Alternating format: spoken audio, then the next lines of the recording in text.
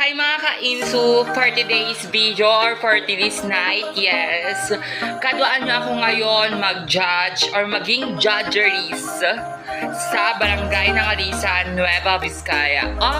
For the judgeries tayo ngayon. In-invite tayong mag-judge ni SK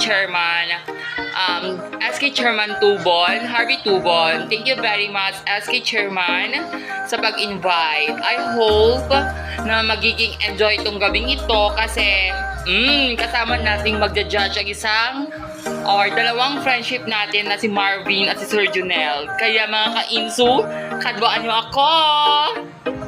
Pagkadating na namin sa kanilang multipurpose hall, without further ado, nagsimula na nga kami diyang manghusga or mag-judge sa kanilang mga lanterns. Yes! Wow!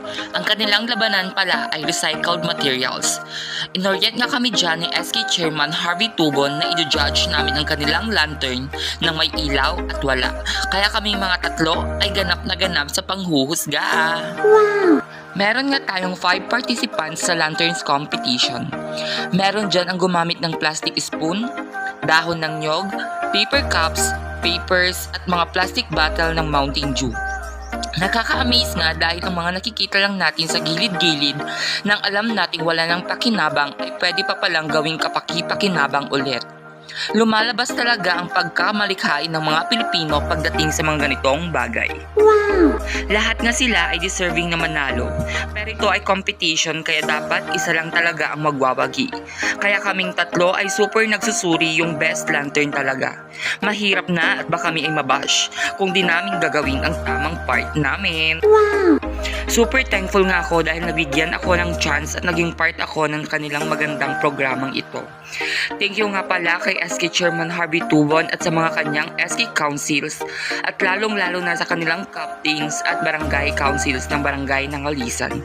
Isa itong karangalan na kasama ako sa magandang aktibidades ninyo bago matapos ang taong ito. Wow! Super nahihirapan nga kami dyan at super dikit ang kanilang score sa isa't isa.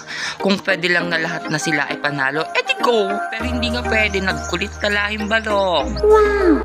After nga ng lights on, magla-lights off naman tayo. Ang hinihintay ng karamihan. Dito na magkakaalaman kung sino talaga ang aangat. Yung perfect kahit walang ilaw at mayroong ilaw. Lahat nga ng mga lanterns ay pinarada ang bawat isa sa harap namin.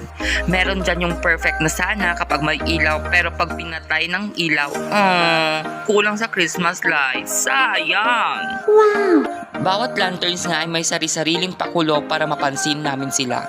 Lahat sila ay desididong mag-participate para manalo.